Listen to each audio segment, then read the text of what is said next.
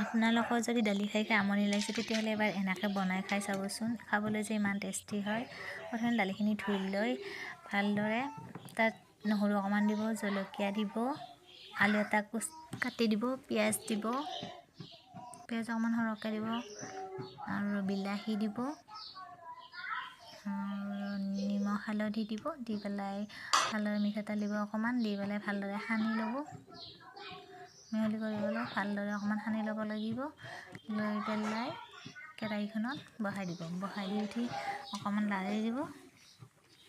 অকণমান লৰাই পেলাই ভাজা হোৱাৰ পিছত পানী ঢালি দিব, ঢাকন লগাই দিব। খাবলৈ যে ইমান টেষ্টি হয়।